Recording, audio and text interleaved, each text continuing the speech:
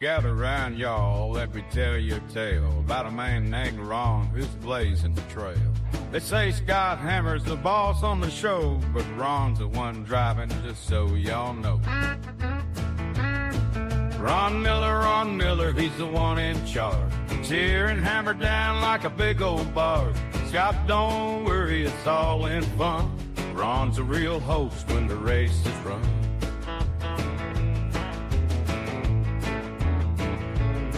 Now Ron talks engines and he talks tires. Scott might be the master, but Ron's the fire. With his country charm and a wink in his eye, he's taking over and we all know why. Ron Miller, he's the one in charge.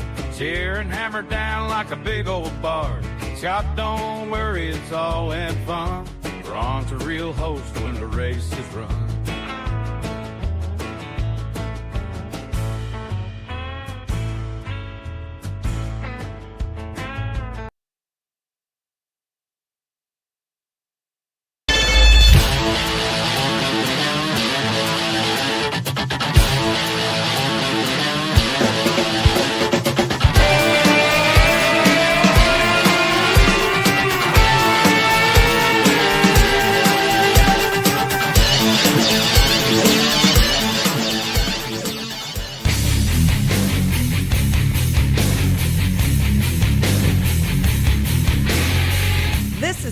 Down Racing Report. And now your hosts, Scott Hammer and Ron Miller.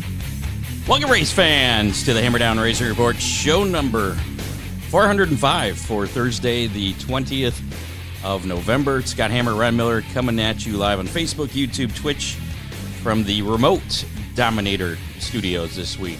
Oh, wait, you're still muted there, Ron. Sorry. Me unmute you. There you go. There we go. Hi. Hi, Scott. Nice to see you tonight. Yeah, nice to see you. Tonight on the show, we'll be speaking with Oakshade Raceway champions. All four of them, Devin Shiels, Jesse Jones, Jake Rendel, and Ryan Okuley will be joining us as well. So, jam-packed show. Lots going on this week. And I'm in Baltimore, so hi from Baltimore. Yeah, be careful there. Yeah. I'm in the hotel, so I think I'm all right, unless someone comes up to the 6th floor. The coffee, though. Not good? Dave said, well, you made it. I'm like, yeah, I made it with what I had there. I can't really go wrong, but anywho. Something did go wrong. I know. I had a headache. I needed the caffeine. Yeah. So, a little bit later on tonight, we'll be giving away some more Toledo Mobsters hockey tickets. Ooh. For how many? We're going to give away a Hammer Down Race Report window sticker, courtesy of DCR Graphics. All you have to do is type in hashtag DCR in the comments of the Facebook Live, YouTube Live, or Twitch, and we'll be doing that drawing at the end of the show. Reminds me, just start collecting those comments there. We're not doing hashtag Speedy this week. We're going to do something a little bit different. And I haven't told you about this, Ron. I did tell Dave, but it's a secret. The secret's coming out right now. We're going to do the Speedy Sponsor Question of the Week. Really? Yeah. So each week we're going to ask a question. The answer can be found on SpeedySponsors.com. And if you go there, you can, there's a little form that's hidden on the page. It's not really hidden. If you scroll to the bottom in the footer, there's a little link that says win.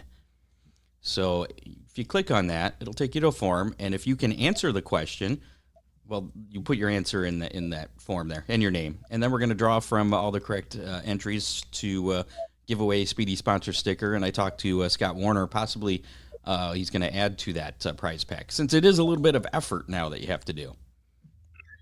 Well, that's pretty cool. So this week's question is, what drivers are currently sponsored by Ron Miller Race Cars? At least according to SpeedySponsors.com. I was going to say, does Ron Miller even know? Well, if you go to SpeedySponsors.com and find Ron Miller's sponsor profile, you probably could figure it out. And then then you scroll down to the bottom, click on win, type in your answer, type in your name, and you're entered. You have until next Thursday at 3 o'clock. So this is something that our podcast listeners can also get in on as well, not just the live listeners. Do they need to be members of Speedy Sponsors to win? No, you don't have to be a member. It can be just a fan going to speedysponsors.com. Anybody can win. It's a sticker. Again, the question is, what drivers are currently sponsored by Ron Miller Race Cars? Answers on speedysponsors.com. Go there, fill it out. You can wait till after the show. That's fine. We'll allow for that. So, there you go. Moving on. From race day snapshots to custom gift items, Freeze Frame Photos delivers. Snag stunning action shots.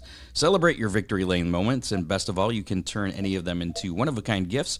They got everything from custom can, koozies, tumblers, wood plaques, slate prints, magnets, buttons, and more, including the 2026 calendars as well.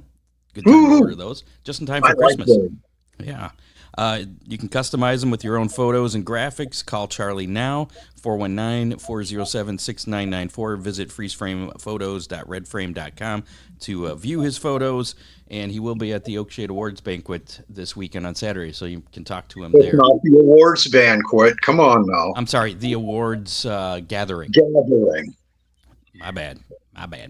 Freeze Frame Photos, special moments frozen in time. And whether it's late model, modified, or street stock, every body part counts. That's why you should choose Dominator Race Products, the go-to source for hood scoops, roofs, wheel covers, nose and tail components, body fasteners, and more, all engineered tough for the track. Check out the all-new tire stretch wraps.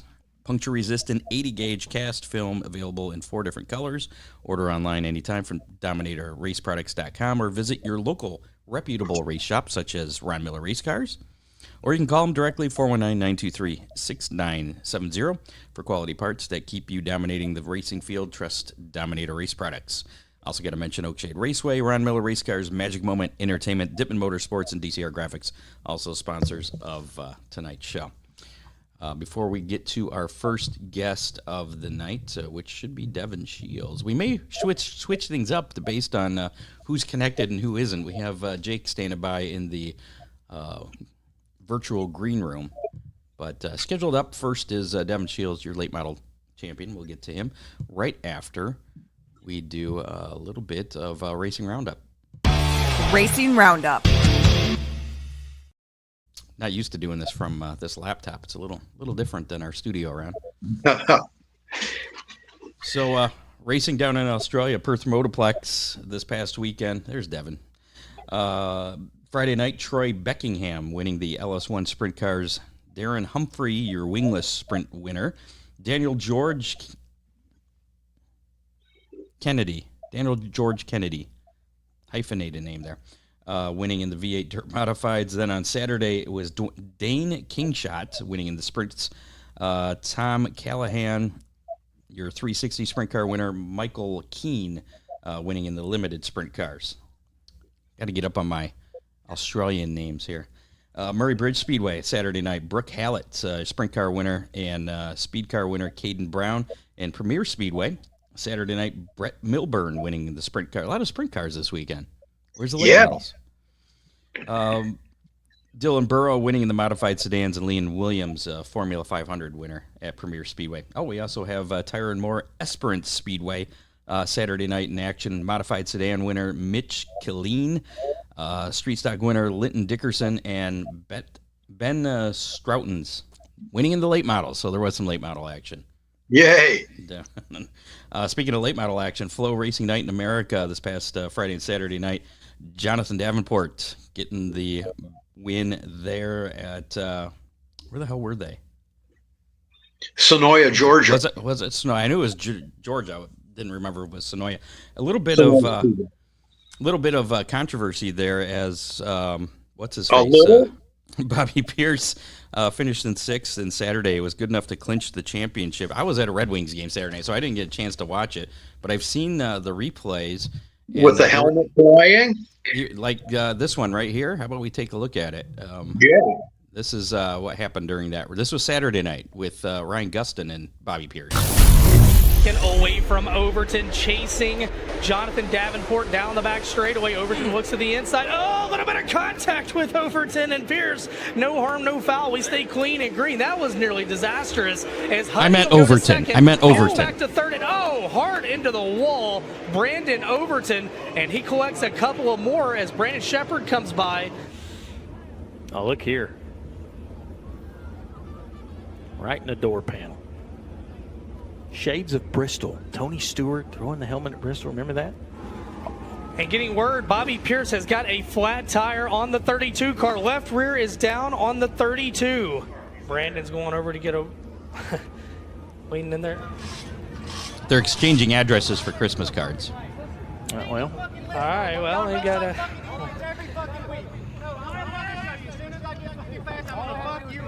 All right, well, they're down there, and all right, cooler heads prevail. Loving Ben Shelton's call on that. And here we go, we're back. All right, so we'll get them separated. Trying to get Bobby Pierce back out there again, trying to get a new tire on that race car. So Brandon Overton, I said Ryan Guy. I meant Brandon Overton. Sure Overton just invited him to Thanksgiving dinner. Is that what it was? They're not looking forward to Christmas yet. Did you watch that? Was there more to it, or was that it? Scott, I didn't see what really led to him being that angry, Overton being that angry at Pierce. Yeah, I mean, it looked like he kind of crowded him going down into 3 there just a little bit. But he left him room. Yeah. I don't know. That was fun. You know, crazy stuff happens at the end of the season. I guess. Every track, everywhere. Speaking of crazy stuff happening at the USAC Midget Hangtown 100 at Placerville Speedway. Dason Pursley, he ended up winning that event after contact late in the race sent Kyle Larson flying off of turn 1. We got that too. Let's check that out. Kyle Larson approved of it, though. His reaction a little bit different. Yeah. On to within a couple of car lengths of the 1K. Now to his back bumper round to the front straightaway. Can he make a move into turns 1 and 2? He does. Slide job for the lead. Contact, and Larson's upside down. Dason Pursley tried for the slide. He hit the slick and into the 1.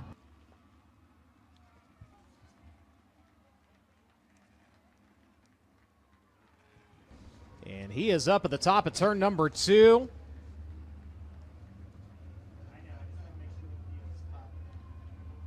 Giving the thumbs up to Dason Pursley. Yeah, so that one I can kind of see where you might be a little more pissed off, but reaction round. What do you think of that slide? That was not a clean slide job. No, we've had those discussions before, and that was one of the ones that comes under the heading of not. So not the way to do it is that one. But Dason went on to win that race anyway. Well, I guess from his point of view, it was successful. There you go. All right. Devin Shiels coming up here in just a minute. First, a couple announcements here. The 50th season at Oakshade Raceway has been completed. Oakshade Raceway would like to thank all the drivers, crews, and fans that supported them this season. The Oakshade Raceway Award celebration is coming up this Saturday, November 22nd at Fulton Hall at the Fulton County Fairgrounds. That'll be from 1 until 4. And you can pick up, top 10 can pick up their prize money and their awards. But the drivers must be present for that. And then it's free for everybody. So we had a clarification on that last week, didn't we, Scott? That they could pick up their awards, but they had to be there in person to pick up the money.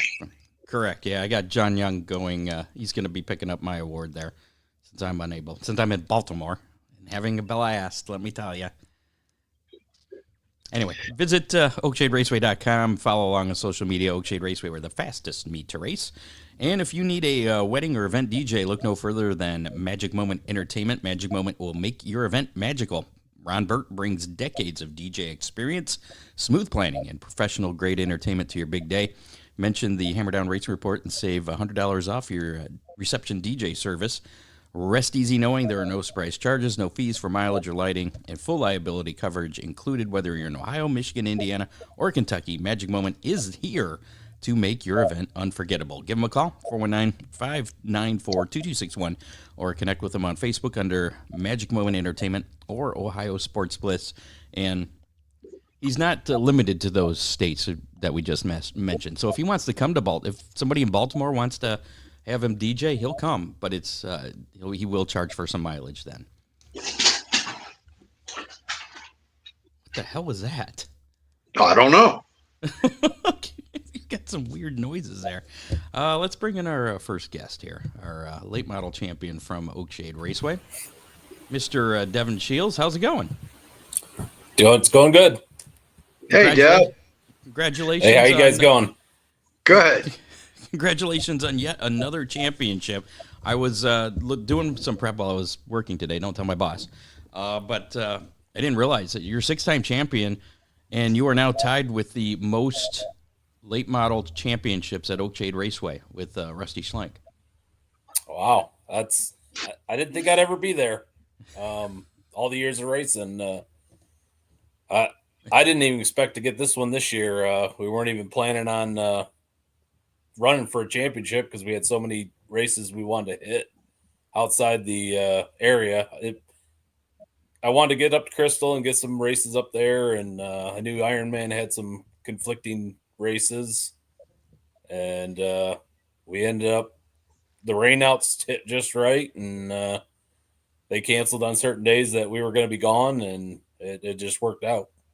So what point did you actually decide that you were going to run for the championship? Because I know, like you said, you weren't planning to at the beginning of the year. Was it like in August, like the last few races, you're like, yeah, let's go for the championship? Yeah, it ended up being, I think I stayed home. There was one weekend my kids went up side-by-side riding and went up north, and I said I was staying home, and sure enough, they got rain like right before hot laps or something. And it was the week after that my dad decided that you can't not run for it. That makes sense. I just saw what you typed below your name there. Washed up race car driver. Is that an indication of what's to come? I don't know. No, I hope not. We got some bodies to put on and engines to refreshen up, and then we'll hit it again next year. So what? Go ahead, Ron. I was just wondering what's up with Braden for next year. He's gonna step into my 18 Rocket that I always like driving. It's fresh, ready to go. He drove it the last 3 nights and looked really good in it. It's got some updates on it that Rocket's doing, and helps it turn a little bit better. I think I had 2 nights on it when I wrecked the Longhorn chassis that we had for me. And so it has maybe 4 or 5 nights in it total. And so I think we're going to sell our 24 Rocket and start downsizing a little bit. We got too many race cars in the shop. So what are you going to be running then next year? You going to stick with the Longhorn? Yeah, I'm going to run the same car. There's trade-offs between Rocket and Longhorn. Longhorn right now is running really well.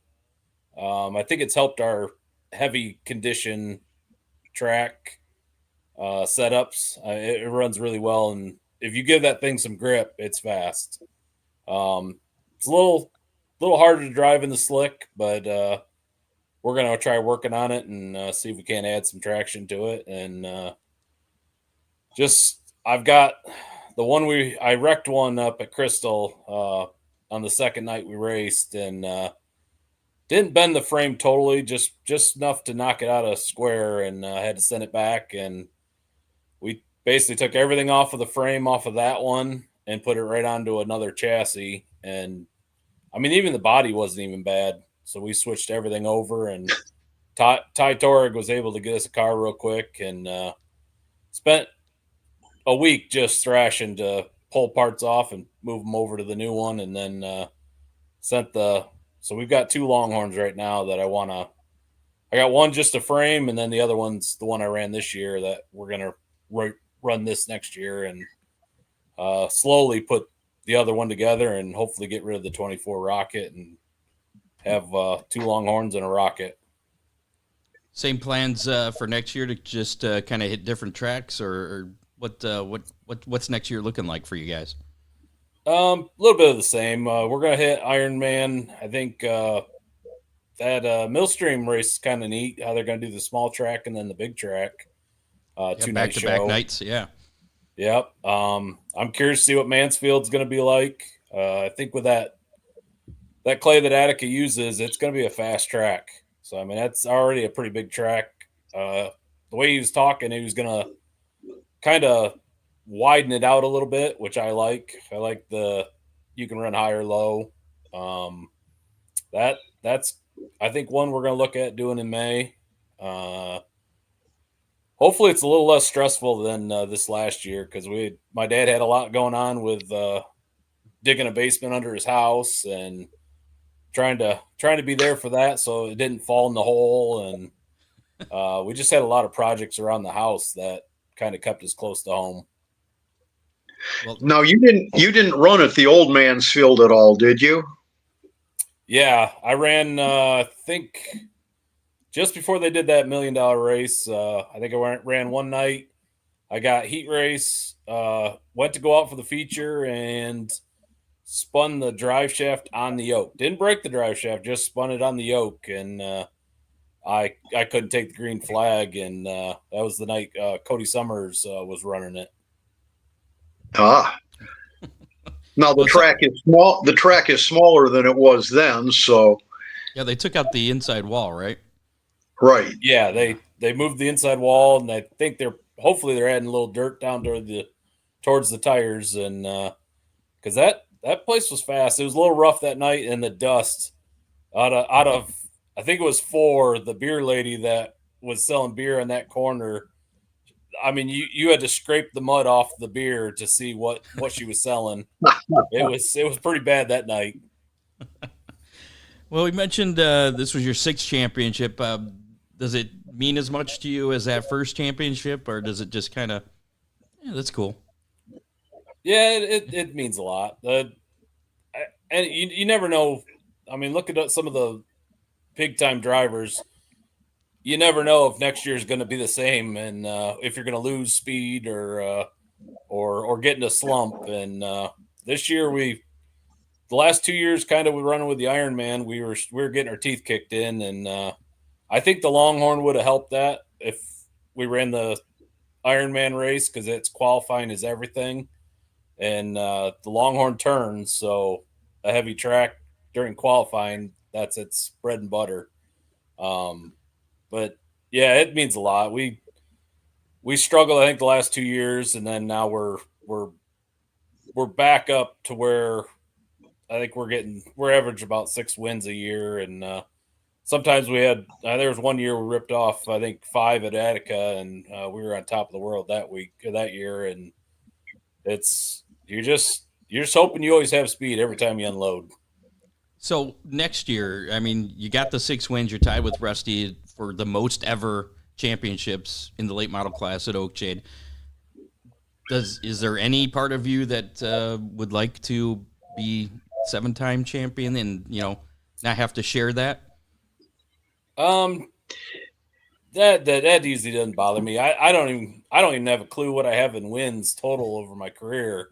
I know one car's got over 30 races won, and that's the 18 Rocket. And the only reason I know that is because I put the stickers in the cockpit when the track gives us stickers, and it's got a lot of Attica and Oakshade wins. And I want to just be competitive, go out and win as many races as I can. And I got a bunch of trophies in the garage, and that looks cool when you walk in. And but my dad likes running points because the money at the end of the year helps pay for rebuilding motors and stuff like that. And I like the banners in the shop. It looks cool. Where'd you end up at Attica this year? You're the defending champ. Yeah, no, actually, Kyle Moore won it this year. I don't know how many points we missed it, but we finished second and had just too many DNFs. Me and Rusty were swapping the lead on the Ironman night when I broke a radiator hose and had to pull off. I think I bumped into Casey one night and it pulled the shock right off the A-arm, and I've never seen that happen before. And it wasn't even that hard of a hit or anything. It just pulled the shock mount right off the A-arm, and down the car went, and had to pull in that night. And I think we had one other night. I think I had a total of 3 or 4 nights where I did not finish.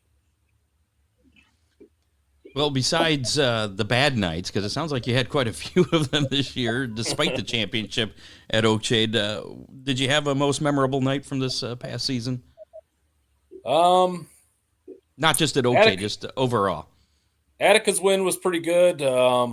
Montpelier have had a lot of good runs there. I think our average is like top 4 every time we've gone there. I was chasing Christian Chamberlain down the one night and had a really good car, and just didn't move. He moved down just as I was getting to him, and I've had a couple nights where we had the car to beat those 2 nights. Just the driver couldn't make it happen, and those were good nights. Crystal I won at Crystal the night before the Dan Slay Memorial. We won that by a pretty good margin and was pretty fast all weekend long. Problem is I fouled it up with backing it into the cement wall and bending a frame. That's the first frame I've ever bent. At least bent far enough where it had to go back to a jig. And so it's highs and lows. Well, if you didn't bend frames and do stuff like this, you wouldn't have to win championships to pay for all that stuff. Yeah, Salbeam Trucking helps us out a lot, and then my dad loves it. My kids all like going to the races. My wife doesn't like it as much, but it's kind of we just do it as a family deal for fun, and if it ain't fun, it's no point in doing it. And you have a picture on the back of your hauler there on the doors. You want to describe that? I always enjoy seeing that as I'm walking by.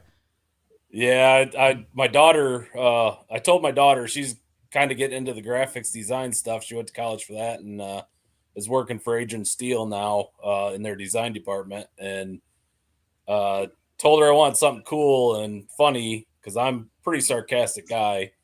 So I had her design it and had her figure out a way to get Dumb and Dumber Harry and Lloyd on the back of the car and or the back of the trailer. So it's when you shut the doors, there's Harry and Lloyd, Dumb and Dumber. Now, which one was you? I just put it as my 2 crew guys are the Dumb and Dumber guys.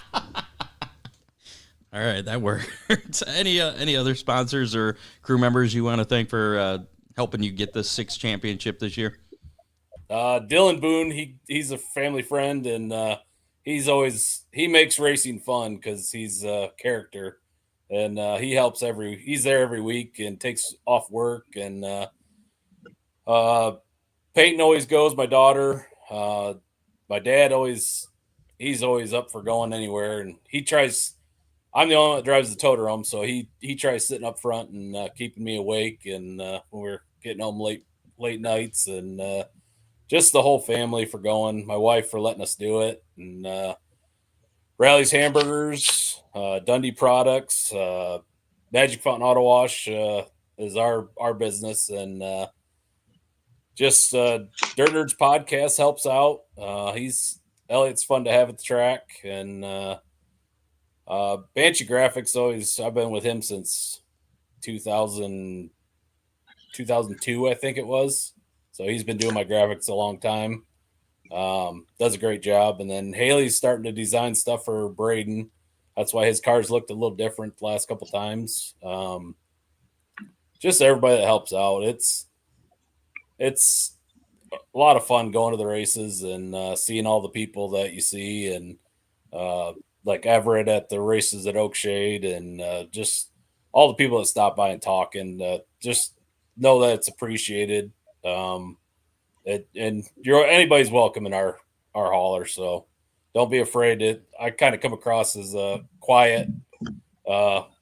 Elliot always said I parked next to him for 5 years and never heard me say a word, so he thought I was a jerk, and so now he comes around a lot more and realizes I'm just sarcastic and quiet. I can, yes. Anyway, I totally forgot what I was just going to ask you. Any thoughts of hanging up the helmet anytime? Or, I mean, you still enjoying this? You see yourself doing this for the long haul still? With your son driving and everything? I think I'm getting better with age, because I don't care as much. Like a fine wine. My driving. I'm starting to get old driver syndrome or something. Just kind of. Ron, is he talking about you? Careful now. When I was younger, I wasn't like that either. So it's I don't know. I'm getting a little more competitive. I don't know if it's competitive. I've always been competitive. I still can play basketball full court with the younger kids, so I'm not washed up yet. But yeah, Braden's starting to test me here and there, and it's a lot of work to keep two cars going. And I think he's outside in the shop right now working on a snowmobile or something. And yeah, I'm excited to see what he's going to do next couple of years, because I know it takes 5 years to figure out how fast to go in the corner, when to apply the brake, how hard to throw it in. And it's not just putting them in a brand new car and sending them out there and thinking they're going to set the world on fire. But yeah, I think I got a few more years in me. All right. Again, we're speaking with washed up race car driver, self-proclaimed, I have to add. I'm not saying that. Devin Shiels there. Congratulations on your 6th Oakshade Raceway track championship, and good luck again next year. We gotta move on here to our other champions, and we look forward to seeing you back at the track next year. All right. Thanks for having me on. We'll see you. See you later. Congratulations, Dev. Thanks, Ron. There you go. Your 2025 Oakshade Raceway late model champion. We have the outlaw Jesse Jones standing by. We'll get to him momentarily. Before we do that, just have to mention Ron Miller Race Cars. He's a sponsor of the show. Looking for car parts, repairs, or full-on build? Get a hold of. We'll give you the abbreviated commercial, Ron. Get a hold of Ron. Thank you. You're welcome. 734-856-7223. CY racers and car lovers alike trust Ron Miller Race Cars, driven by experience, built for performance, and even is good at recommending things such as what paint to use on your chassis. That work out okay? Yeah, except for we ran out of cans. Luckily, I had a couple of extra black spray paint cans, so we were good. Okay. Probably a can and a half short, but other than that, yeah, that stuff worked out really well. Thank you. Turn heads with wraps and decals from DCR Graphics. Full wraps start at just $425. They can even put it on for you. Schedule an installation for a small additional charge. Looking to promote your brand or race team, you can get 8 custom die-casts for just $135. Available for late model sprints, modifieds, and stocks. They've expanded their lineup as well, from crew gear to t-shirts and hoodies, flags and hats. DCR Graphics makes sure your whole team looks sharp at the track. Don't forget to grab your Hammer Down Racing Report sticker for just $5. Visit DCRgraphics.com or call 419-308-9523 to place your order today. DCR Graphics, where speed meets style. And once again, real quick before we get to Jesse, remind you that if hashtag DCR, put that in the comments of the Facebook Live, Twitch Live, YouTube, all whatever the lives are, and you'll be entered into that drawing, which we'll be doing at the conclusion of the show. Just hashtag DCR. That's all you have to do. And then you can get a Hammer Down Racing Report sticker. Become part of the Hammer Down Army. We'll report on your finishes next year. Details at hammerdownracingreport.com. They can start re-upping for next year already? Sure. I think so. Yeah. Breaking news. There you go. All right, let's bring in our sportsman champion from Oakshade this past year. Had him on this past summer. Congratulations, Jesse Jones, on getting that sportsman championship. Thank you. How's it feel now to be a champion? I guess the monkey off the back type deal. How many years have you been working at it? Realistic. Let me ask it this way. Realistically, going into the season, did you think you had a shot at a championship? I was hoping so. We kind of went all in this year and did everything I thought it would take to be successful and went a little further yet with it. So I was hoping it turned out the way it did. Well, it did, and you ripped off 4 wins early in the season, all back to back there. But then toward the end of the season, you had Roman Brown was right there a lot of the season. Was that make it stressful for you the last part of the season? Everybody says, like there's highs and lows to racing. There's more lows than highs. We definitely want to hot streak there, and at the end, it seemed like anything that could break was breaking, and anything from starters, the transmissions getting stuck here. It was challenging, and the last couple nights, I probably learned something about not getting too conservative, and I started playing defense. Won't happen again like that, I don't think. Hopefully, we'll just. Josh Robinson once said, "Just chase wins, and the points will be the points," and I think that's something I probably should have did. So you were actually working for the championship. That was your goal this year. I know a lot of drivers, they don't like the points race because of the pressure and everything. And like you said, if you get the wins, the championships will come.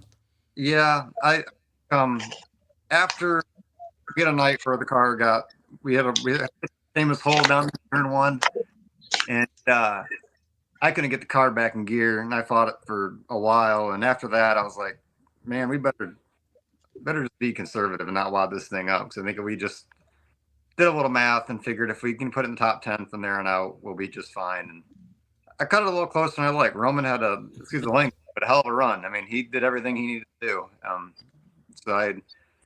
He should be very proud. He ran really good this year. So at any of those 4 wins, does one of them stand out more than the others? Probably the first one, because the gear with the rear end and that I had 11 gears instead of 14 gears. So it was a new car this year, and I just thought the car was crazy tight. And come to find out, when you're running a 486 rear gear, you don't get no tire, and so it's pretty tight. That's kind of where I found some magic this year running the top side, because I had to run the top side to keep it wound up, and running a full night like that, make my hand being forced to do that, kind of taught me that there was something up there after the late models ran. And that makes it a heck of a lot easier the next 3 when everybody else is on the bottom and you have the track kind of to yourself. So that kind of paved the way this year. Honestly, that mistake is probably the reason we ran so good this year. Just I found something up there. So you keeping with that for the future? On the gear wise, no. I went correct gear after that. We ran way better the second night. I think we had that was a one and done deal. Yeah, that was a one and done deal. And when I found that out, and we came back to the shop and talked to Jamie Fowler about it and Brad Eichenhauer, and kind of figured out that, man, that's not the right rear end that I had in another car. I was like, man, this thing's gonna be really fast when we get the right gear in it, and it was significantly better. Okay. So yeah, you probably had to dig pretty deep to find something like a 700. Well, what's that, Ron? I say you probably had to dig pretty deep in your gear selection, because with your 486, that'd be like a 700 gear. Oh yeah, it was tough. I did a lot of digging around, and I found out that not many people are running those rear ends in sportsman and late model. Like people in my circles. It was a challenge trying to find those. Brad had a box of used quick change gears, and he's like, I got some in here. So we started digging through some boxes, and Ron, at the end of the year, I got a hold of you trying to run down some gears. It's I don't know, from my go-karting experience, I think there's somewhat of an advantage to it. Just like you're on different drivers, so you can run like a on a go-kart like a 1260 compared to running like a 1365, and it's kind of the same gear ratio, but how you get there is a little different. And I think that also contributed to helping out when the track picked off a little bit. Sounds like a lot of math to me. I don't like the math. Yeah. So, what do you got going on during the off season? Well, work finally slowed down. I'm an agricultural millwright by trade, so harvest just ended, so I'm breathing a little bit now. Besides that, I'm trying to revamp my shop a little bit. When I bought the place, there were some walls in the shop that were kind of in weird spots, so we're knocking some of them down to make more room. Kind of taking it easy on getting ready for next year until I get the shop situation kind of dialed in, because it was a war zone in there by the end of the year. You still playing music? As I'm staring at guitars in front of me, no, but they are down here. My kids have been enjoying music quite a bit. I got a little drum set for them down here, so they've been excited for Dad to get his guitars out and them beat and bang on a drum set. I'm sure Mom really appreciates it, but so you got a whole family band going on. I don't know about that, but they're still pretty young. But my middle one, Jameson, for just hopping on a couple times, the kid's actually got some pretty good rhythm. So who knows? Very nice. So what's your racing plans for next year? Ooh, that's a loaded question there, Scott.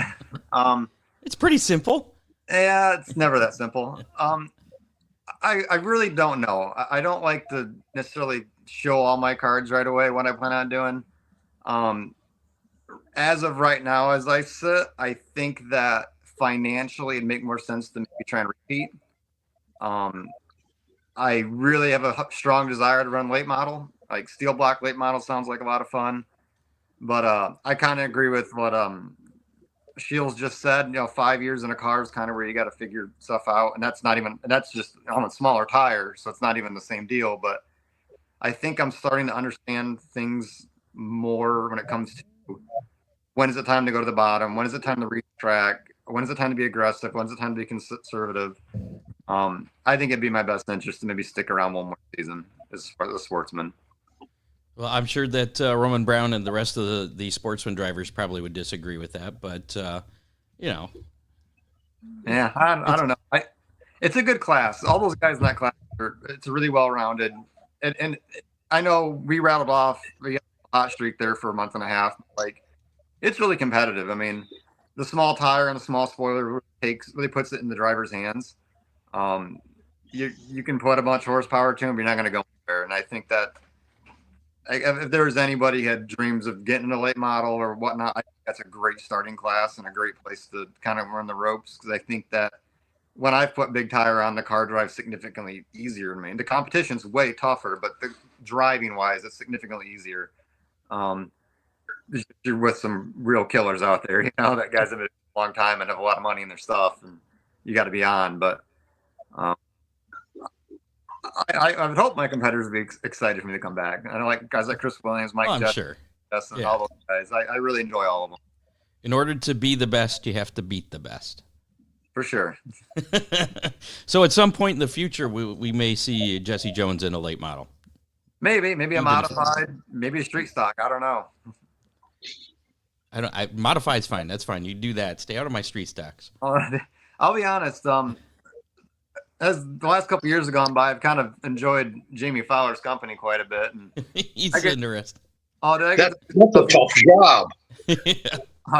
He just, I don't know. It's probably backwards, but something about the super stocks fascinates me. I think there's a lot of meat in the bones there, and I grew up watching my dad and uncles and all of them run street stocks, bombers back in the day, and I know it's going to be kind of going backwards, but there's something fascinating about it.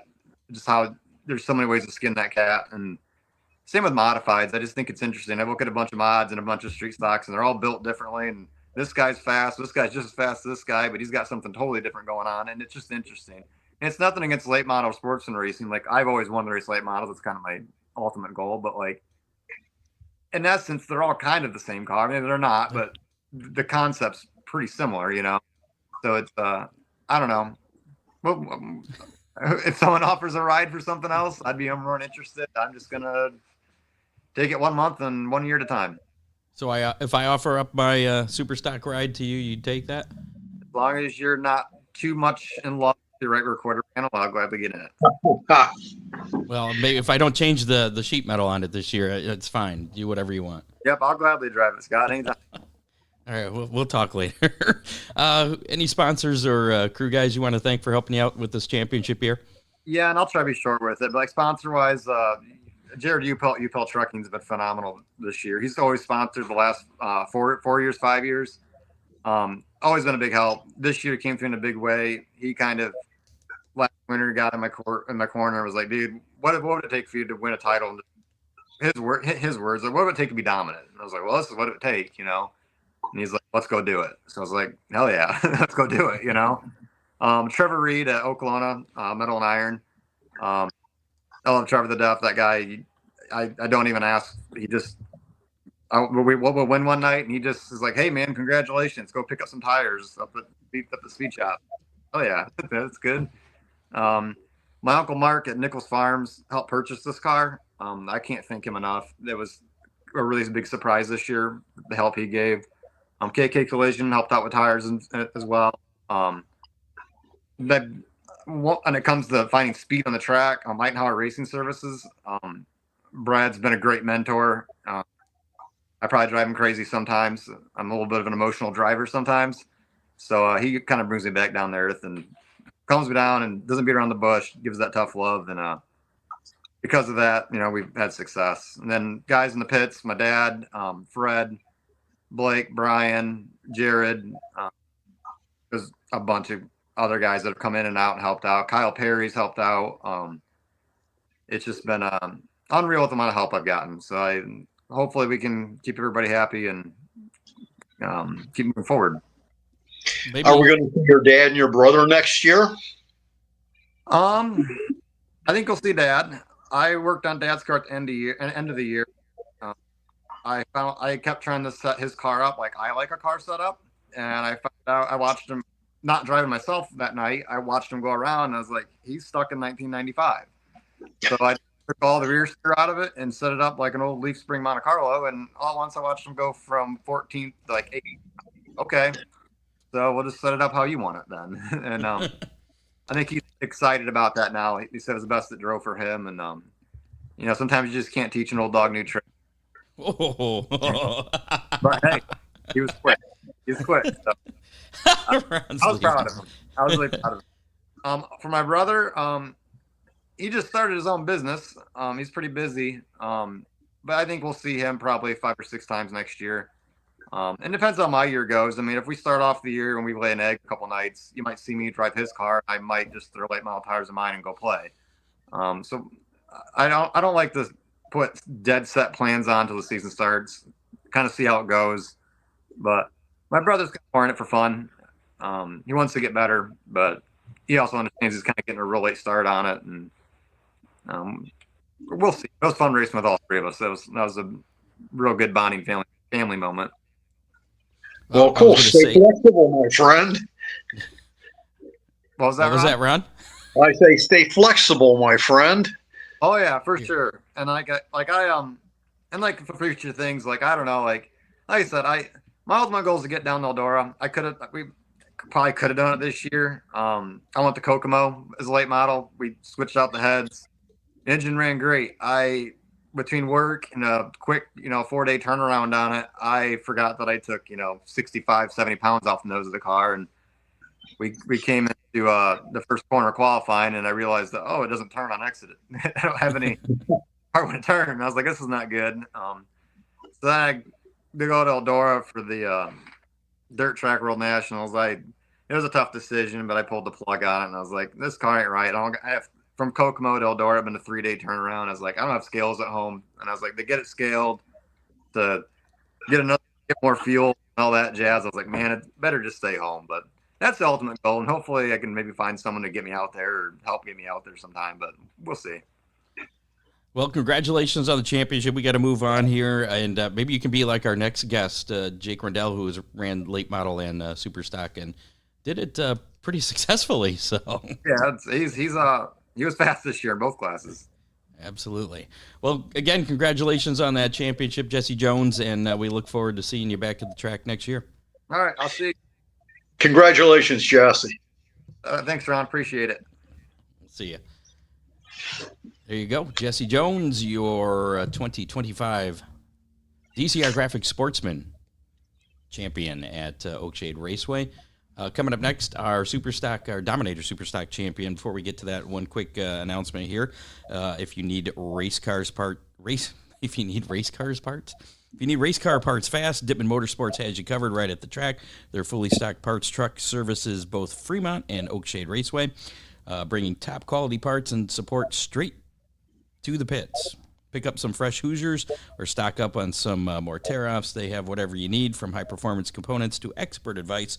Dippin Motorsports keeps you dialed in, competitive, and ready to win. Don't wait until race day to find what you need. Call 419-283-8580 or visit DippinMotorsports.com today. Dippin Motorsports, your trackside advantage. And I think that's all the bills we have to pay for this week. So let's bring in our next guest here, Mr. Jake Rendel. Jake, how are you? Good. How are you? Falling asleep. He's still awake. Still awake. Congratulations on the championship. Your brother won last year. Was that some motivation for you to get the championship this year in the Super Stocks? I think it motivated my dad. My dad's the driver in the racing department, so he says what we do pretty much. We tell him we want a week off, and he's like, "Nope, we're going here." So he keeps us going. So yeah. So. Is there any preferential treatment between him and your brother then? No. Like how he treats us, you're saying, or just as far as like, is he giving you the better advice or giving Jarrett the better advice? Oh, nope, it's the same across the board there. So, but yeah, he pushes us to keep going. He has more energy and ambition to be at the racetracks than what we do. So it's funny, and he's getting up there. So, but yeah, I love doing it. Don't get me wrong, I love doing it. So from last year, I mean, did you learn anything then from Jarrett in what he had in his car to win the championship, or were things totally different? I know you had that strange J-bar situation. Yep.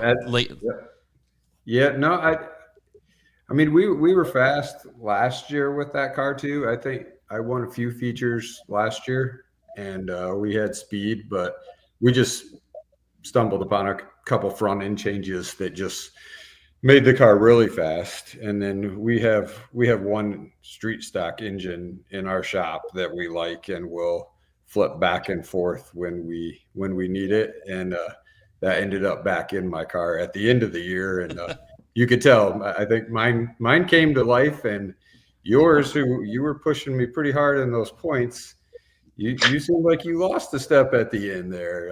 I was always wanting to ask you what happened there.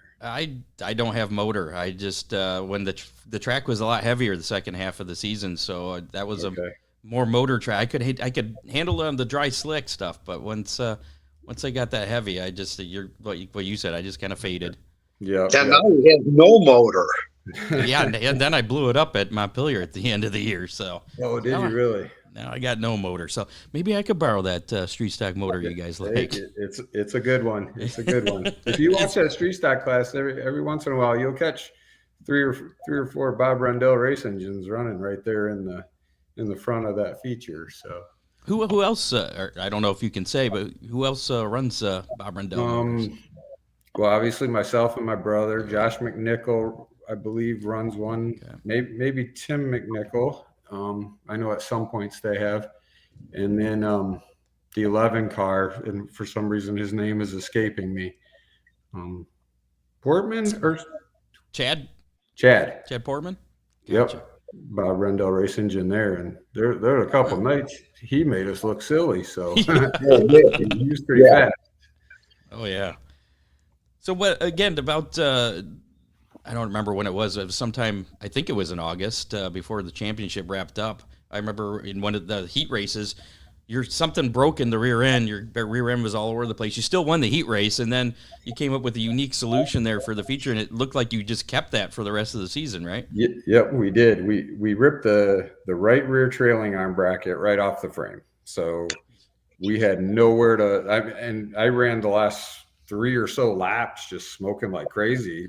The tire and frame holding the drive shaft still in, so got kind of lucky there.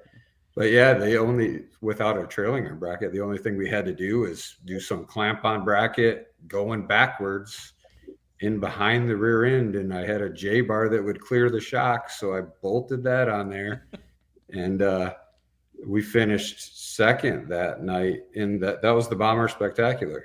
Was it? Okay. Yep. We finished second that night behind Eitner. And we were right there at the end. So yeah, it didn't slow the car down. I think it might have helped it a little bit. So it was a showdown series then you kept it in. Yep, we kept it in. We ran it for the showdown series, and we won that first night at Oakshade there with that setup in the car. Yep. There was a lot more to that story though too. What was that? Didn't you finish second by one night? In one of your cars? Pardon me?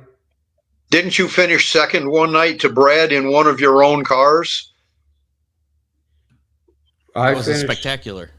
The Spectacular, I finished behind Brad Eitner. Yep. Yeah. Yep. In one of your cars, though, right? No, he was in in Lance's car. Yeah. Oh, okay, that's right. Yep. So, what were you saying, Jake? Oh yeah, the night of the showdown series, that first night we had a wheelbase issue, and it probably happened. I think everybody did. Yeah, everybody did. It probably happened the night of that J bar issue, our trailing arm, and we had to change every bar or bar length in the rear end of that car just to race the showdown series. We worked for probably darn near 2 hours just to make tech.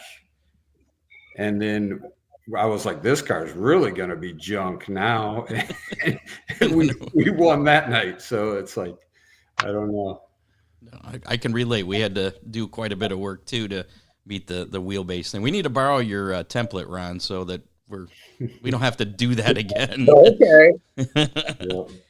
So what's on tap for next year? Are you going to be doing the double duty again in the late model and super stock? Are you going to be traveling Butler? What's the Rendel's plan? Well, we still travel quite a bit anyways. We'll do a lot of we like to go to I-96 on Friday nights. Okay. We go up there and run, and then we'll run the Summer Nationals week. At I-96, are they still doing the bring your own track rules so you can run as you are?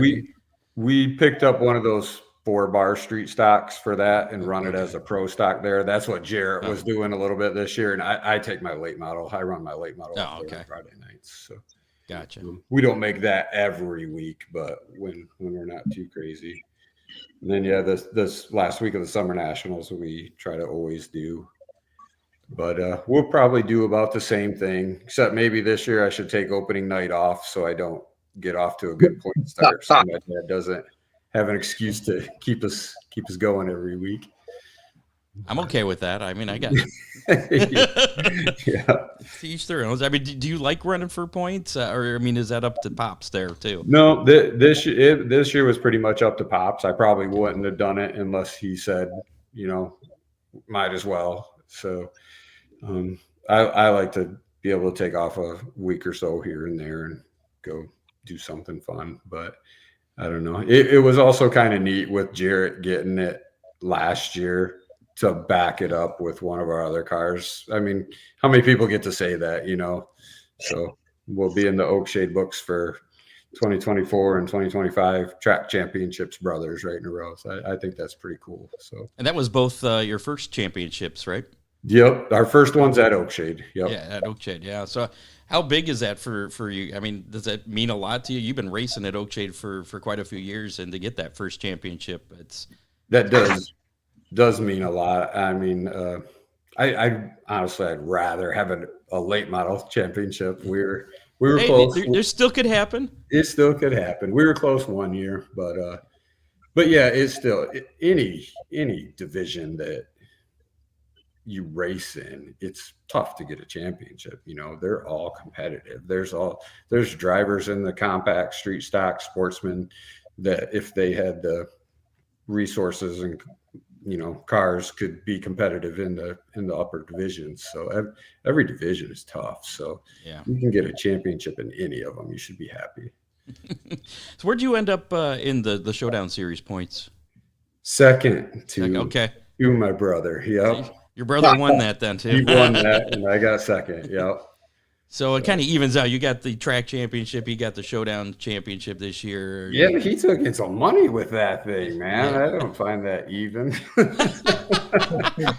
So are you saying you would rather have the Showdown Series championship? I don't know about that, but it was nice. I like how they did that Showdown Series, but it's yeah, Jarrett's tough at Oakshade. He actually should thank me for that. I talked him into putting a carburetor on for that Showdown Series at Oakshade, and he went out and qualified and ran his heat race terrible.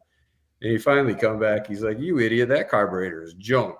He put his old one back on and come from what, like 19th in that. That's right. They had the passing points, and that's how he got.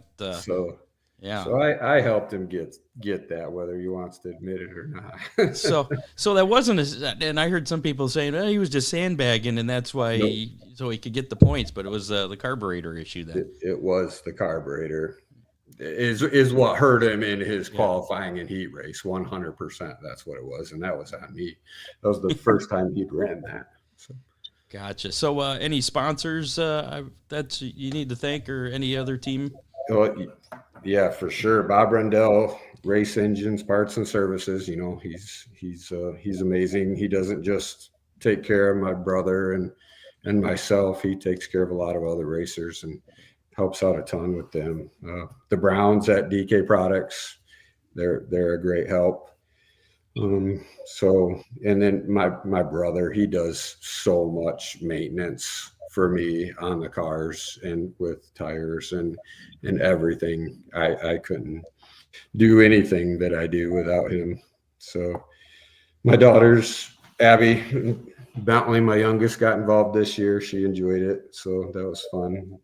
My daughter Jaden, my sister and husband, Jen and Chris, are huge supporters and always cheering us on from afar.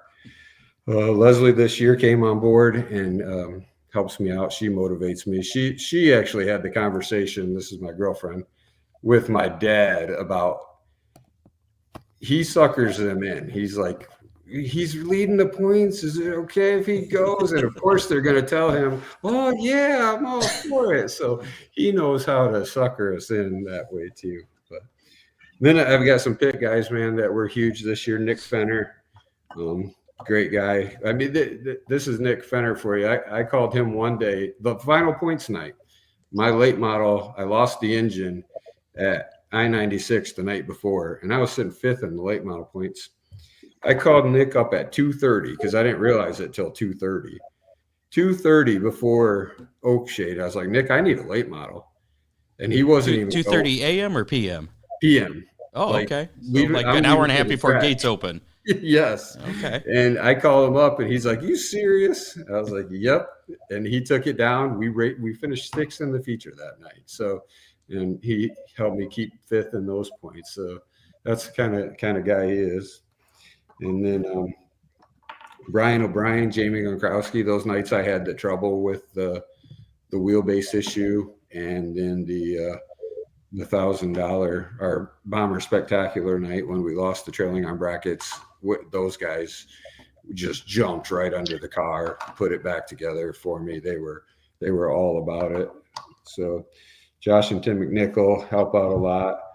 Vincent Sanders, Katie Watson, great people. And then gotta thank Oakshade, man, just for doing it, just for letting us race. I love that track. It's close. I'll no matter what surface they give us, I'm racing on it. I love it. Nothing but good things to say about Oakshade Raceway and their staff for giving us a place to race. Yep. Everybody's got the same surface to race on, right? Everybody's got the same surface. Yep. So next year, are you keeping that same trailing arm configuration you have, or are you fixing that bracket? And I'm the type that likes to switch cars. I actually, when I got out of work today, I went and looked at another car. And thought about trying something different. I don't know if that car is going to be the one. I think it was probably too fancy for me. So, so I don't know, but I'd like to find something different. Sell this one, maybe it'd be a good car for someone. So it's a championship car. Heck yeah. Championship car comes with good tech support because I love working on them and working with other people on their cars as much as I love racing our own. So it's probably frustrates my brother because he'll be back there busting his butt to keep 3 cars going, and I'm down working on the neighbor car in the pits. Hey, let's do this and this. So he probably hates it, but I love that stuff. So you have to share with me what you found in the front end, so maybe I can try that for next year. Definitely. Will do. Will do. Jake Rendel, congratulations on the championship there, and 3 wins this season. Pretty good season for you. Did you get? You didn't get any wins in the late model this year, did you? No wins in the late model this year. Right. No, second. I think okay. I had a second or so, but. Well, good season at least in the Super Stock for you, and looking forward to seeing you again next year. Yep, same here. Thanks, guys. Yep, congratulations. Thank you. Thank you. There you go. Jake Rendel, your 2025 Dominator Super Stock champion. Ryan Okuley was scheduled to join us here, the compact champion, and I don't see him in our green room, Ron. Oh, no. What should we do? We could spin the wheel and hope that he shows up. We still got some racing news here to cover real quick. And also, don't forget hashtag DCR. Time running out to get in on that drawing. If you haven't typed hashtag DCR in the comments of the Facebook Live, YouTube Live, or Twitch, then do it, and you could win a Hammer Down Racing Report sticker. Also, don't forget the Speedy Sponsors deal. The question, once again, and this will be the last time we ask it, for a Speedy Sponsor sticker, what cars does Ron Miller Race Car sponsor? Answer is available at speedysponsors.com. Go there, figure out the answer according to speedysponsors.com. Click on the win button at the bottom of the page. There's a little link that says win, and it's not super obvious, but if you're listening to the show, you can find it. Fill that little form out with your answer, and you'll be entered into that. And we'll take entries that up until 3 o'clock on Thursday. So people listening to the podcast can get in on that drawing. 3 o'clock on what Thursday? Well, you're right. Good point. We don't have a show next week. So you have, that's right. Our next show is going to be a Wednesday too. It's going to be a strange one. Yeah. So you have a while, just 10 days. At least. You have until Wednesday, whatever the Wednesday is after Thanksgiving. Is it the 4th, I think? I guess I could look that up. Yeah. But, okay, because we're doing a special Wednesday show, our next show, because of the Gateway Dirt Nationals coming up on that following weekend. We didn't want to go 2 weeks without a show because there's no show next week due to the Thanksgiving holiday, and then I thought we were going to replay the Wednesday show on Thursday. Well, yeah, we'll do that too. Okay. We'll do it live on Wednesday, but then replay it on Thursday, just in case people forget. And then it's also available on the podcast as well. I didn't do that. Jake Rendel popped up. I don't know how that happened. Oh, did Dave okay. do that?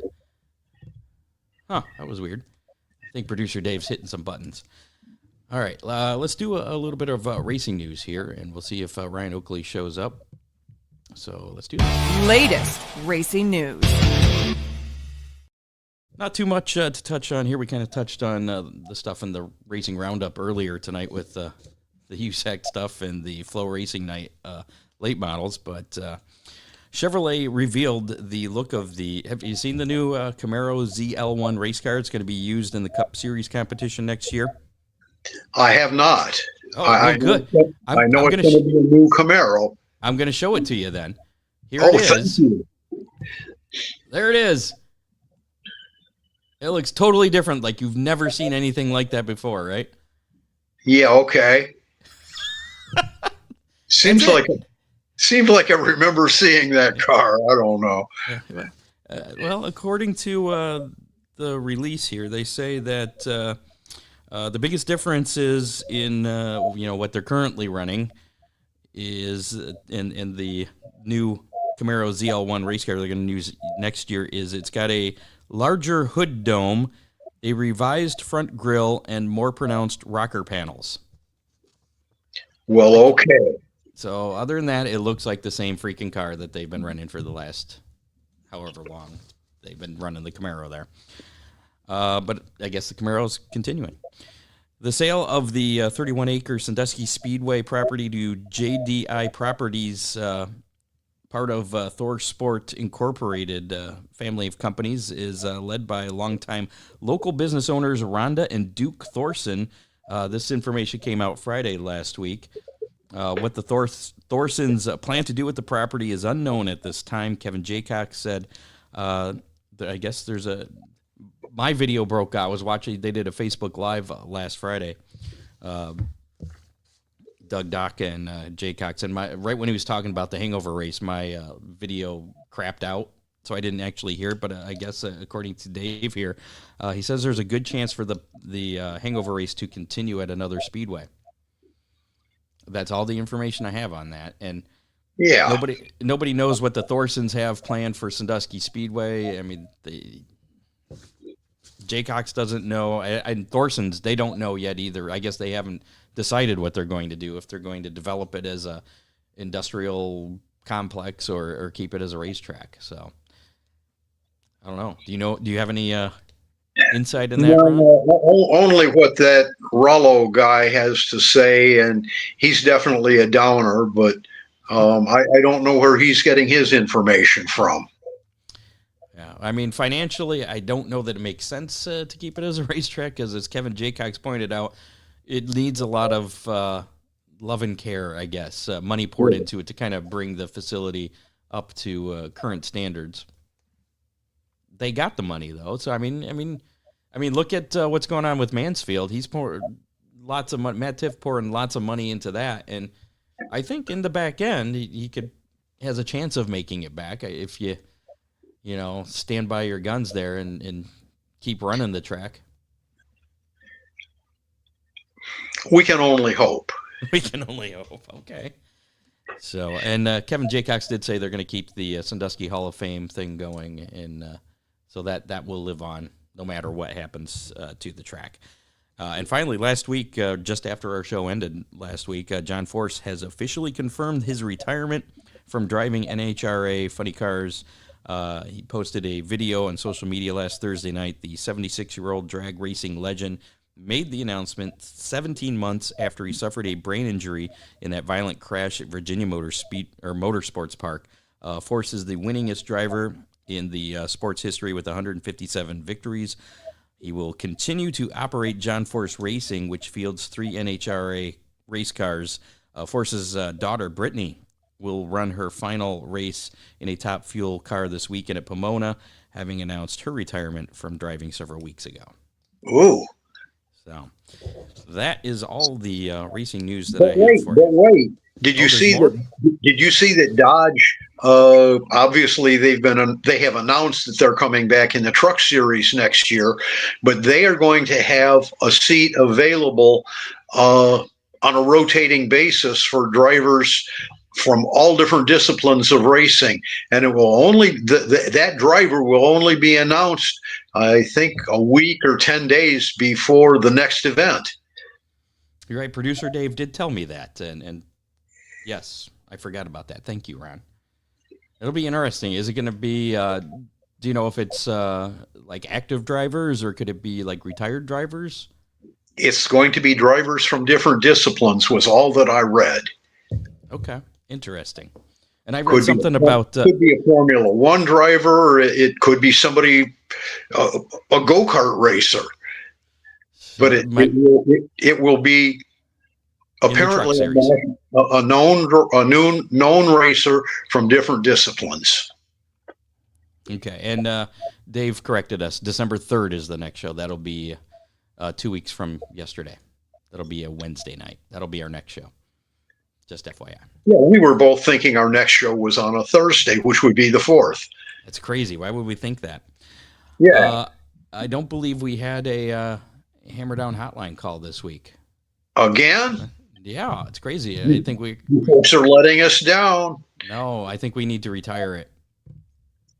We'll give it one more week. 419-318-3081. Give us a call. Wish us happy Thanksgiving. Whatever. Let's keep it alive.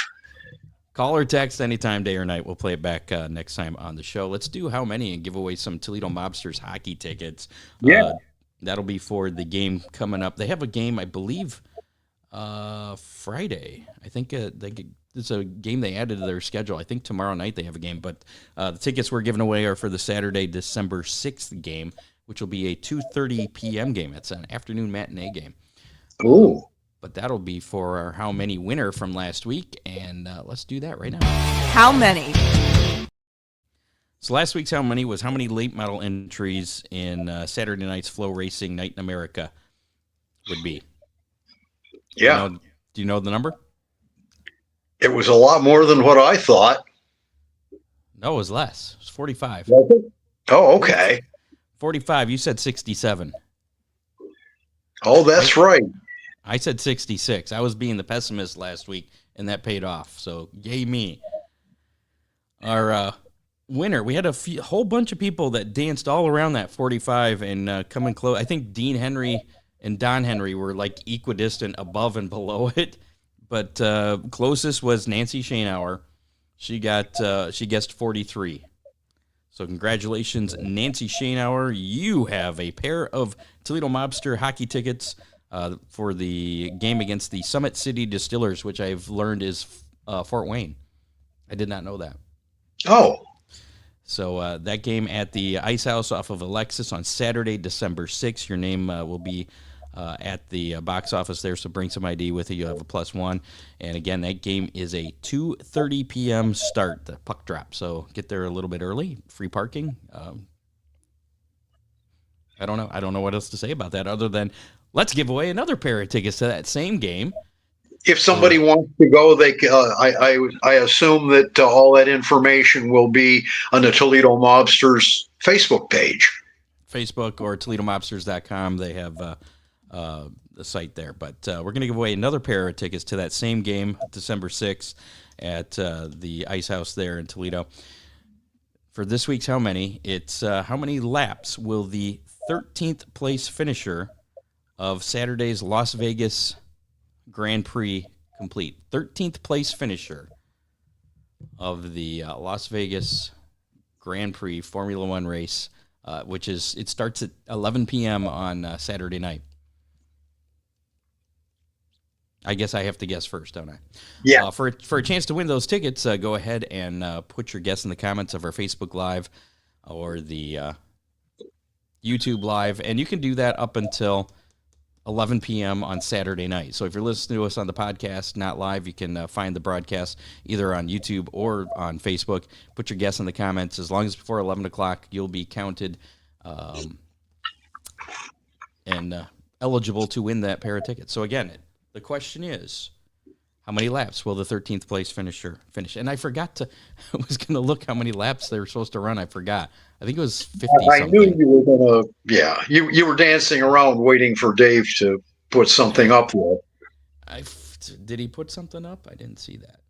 How many laps? Let me do a quick, how many laps Las Vegas Grand Prix?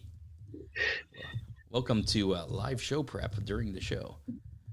50 laps. Okay, it's exactly 50 laps as the distance. So that's the total distance. 28 is what Ron Burt's saying there. I was kind of waiting for somebody to guess, so I had some idea. I think 28 is going to be low, though. I guess I'm going to go with 47. 47. What do you got, Ron? I'm going one under you. 46? Yeah. All right. I would normally go 42, but Answer to life, everything. That's it. Universe and everything, yeah. So again, that's for a pair of tickets for the Toledo Mobsters hockey game against the Summit City Distillers at the Ice House on Saturday, December 6th. Puck drop at 2:30 p.m. We'll draw the winner. Actually, it will be on Wednesday. We'll draw that winner on the next show, December 3rd. So you might have If you can't make Wednesday and you forget, watch on Thursday. There'll be an encore performance. There you go. Let's do our racing menu and then get the hell out of here. Well, okay. This weekend's racing menu. I much prefer being in the studio. I don't like doing these shows from hotel rooms. It's just weird. Only stuff we have going on. Only 3 events here. 2 of them in Australia, as a matter of fact. High Tech Oils Toowoomba Speedway on Saturday. It's the QSS Ultimate Sprint Car Championship featuring sprint cars, V8 dirt modifieds, and speed cars. And then Sunday, more action there with production sedans, street stocks, and AMPCAs. Then Saturday as well at Tire Power Manjimup Speedway. It's Johnson's Food Services Wingless Sprint Challenge featuring wingless sprints, production sedans, and street stocks. And then, of course, the Formula One race, the Las Vegas Grand Prix, Saturday night, 11 o'clock. That will be on ESPN. And that's the basis for this week's How Many? Yeah. So again, you have until 11 p.m. Eastern Time to get your guess. I should point that out. That is 11 p.m. Eastern Time start for that race. So what are they? Are they Pacific over in Las? I think they are. So it's 3 hours. So it's like 8 o'clock start time locally there. But all right. Hashtag DCR. Did you put that in the comments of the Facebook Live or YouTube Live? We're going to draw for that right now. Looks like we got about 9 entries. So you got about 2 seconds to hashtag DCR in the comments if you haven't done so already. In the meantime, this is for one of those Hammer Down Race Report stickers that you can get $5 courtesy or from DCR Graphics if you don't win. If you win, it's free. I should point that out, I guess. And again, if you slap one of these on your car, you will be part of the Hammer Down Army if you share a picture with us, and we'll report on your finishes next year if you're a racer. If not, what parking spot you got at the grocery store. We'll share that if you slap it on your daily driver. Should we draw this now? Yeah, go for it. Okay, here we go. You got enough stickers at your place to cover it? Since I do. Okay, I do. There you go. Roman Brown is your winner. Congratulations, Roman Brown. You have 30 days to claim your sticker from Ron Miller Race Cars up there, just across the border in Michigan. You got that, Ron? Are you good? I've got it covered. All right. Congratulations, Roman. And thanks to DCR for that. And again, don't forget that Speedy Sponsor question of the week. If you missed it, rewind the show after we're done here, which is seconds away. Thank goodness. Thanks to producer Dave Kemmer, contributors John Young, Bob Stazak. Make sure to like us on Facebook, follow us on X at Hammer Report, follow us on YouTube. You can listen to us on your favorite podcasting platform, including Apple Podcasts, Spotify, and iHeartRadio. Video on Spotify, too. Check us out at hammerdownracingreport.com. And make sure to rate, review us, share us with your friends. That helps out. Thanks to our sponsors. Support these guys as well. Oakshade Raceway, Ron Miller Race Cars, Magic Moment Entertainment, Dittman Motorsports, Dominator Race Products, DCR Graphics, and Freeze Frame Photos. Thanks to our guests this week, Devin, Jesse, and Jake. Champions there at Oakshade Raceway. Congratulations on their championships as well. Next week, next Thursday, it's Thanksgiving. We're off. We're going to be getting fat, eating turkey. So nobody wants to see that. So we're not going to have a show next week. We will return, though, the following Wednesday, December 3rd, as David pointed out, and it is actually in my notes here. December 3rd, we're going to do the Fremont Champions show. So, and again, we're going to be a day early because of the Gateway Dirt Nationals going on. I'm going to be at that, and I'm not going to do a remote thing again. So, and we didn't want to take 2 weeks off in a row because we're going to be taking 2 weeks off Christmas and New Year's, and we don't want people to miss us too much. So. And we miss them. Yes. I don't know. This is going to be hard to do in unison, Ron, since there's like a little delay, but we can try it. Ready? Yeah. We'll see you next Thursday at 7 p.m. That's a wrap on show 405 of the Hammer Down Racing Report. I forgot to hit the end. Okay. You have been listening to the Hammer Down Racing Report, available on demand on iTunes, Google Podcasts, Spotify, or your favorite podcasting platform.